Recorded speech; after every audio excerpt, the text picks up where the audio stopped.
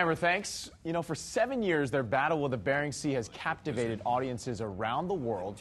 Millions tune in every Tuesday night to watch the captains and the crew of the Deadliest catch defy Mother Nature and bring in thousands of pounds of crab. Now, those same fearless men are teaming up to help fishing villages in Japan survive to catch for another season. And joining us here this morning is Keith Colburn. He's the captain of the Wizard, right here to my left, and Neil Kanemoto with Pacific Island Fisheries Group. Gentlemen, thanks for joining us here this morning. Good morning. So, Captain, is it fair to say that you're not the most gentle of captains on the show? What's with the cackling over in the corner? I would say I've got a job to do. So it's business, and guys' lives are at stake, and we basically have to make sure everything's in order. And a lot of people don't know this. You actually got one of your first starts in fishing here in Hawaii. Tell me a little bit about that. I wouldn't say fishing, but I actually worked on a cruise ship here when I was 18, the Independence, and that was like my first job on board a boat. And then and for all you guys that work in the islands, I was over here about 25 years ago and went jig fishing for 3 days, and I couldn't do it. Okay. Literally, the heat, the humidity, and everything made me melt down. So you know what? Give me 30 below, I'm good. Give me 95 degrees and hot, it's like, ugh, I can't do it. So well, certainly my hat's off to all you guys that are out there working here on the islands. Well, certainly the waters here are a lot warmer than the Bering Sea. And last year, some of the highest rating shows were on Discovery because of the death of the captain, Phil Harris. Tell me a little bit about that and how it affected the rest of the crew on that show.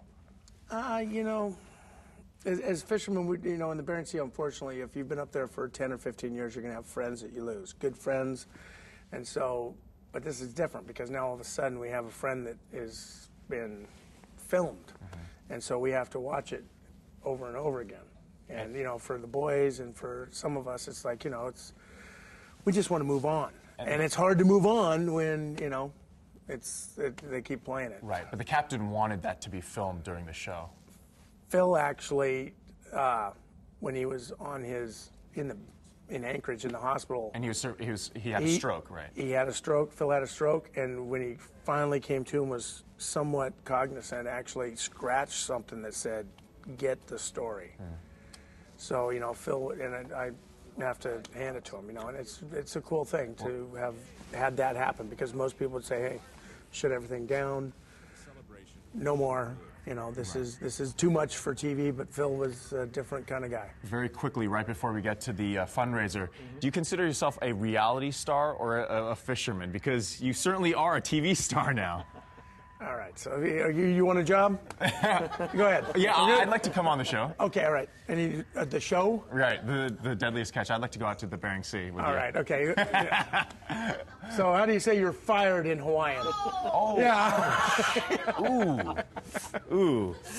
We'll get to that. We'll ask Mahea a little bit later. But Neil, tell us a little bit about the fundraiser that you guys are having with the captain here. Okay, the fundraiser this coming Sunday at Nico's Restaurant at Pier 38. It's from 6 to 8 in the evening. It's open to the public. This is where you get to meet Captain Keith and everyone else, take pictures, sign autographs, and there's a $10 minimum suggested donation. There will be some refreshments served. Yeah, $9 of that gate fee goes to help fund my buddy Jonathan. No, actually, the whole crew, actually the entire Deadliest Catch Hey, you're a businessman as well. Yeah, they're all here. So it's definitely for a good cause. But I've seen a lot of the comments by a lot of your fans, and they really connect to the captains on the show. I think if I were on that boat, how do you think I would do? Well, you just got fired. What do you think you would? How do you think you would do? But I didn't even start the job, so how can you fire me before I start? Well, gentlemen, thanks for joining us again. Thanks for what a great show, and also for raising the money for some of the victims in Japan from that tsunami last month. And of course, the Deadliest Catch fundraiser, once again, is at Nico's from 6 to 8 this Saturday. Sunday.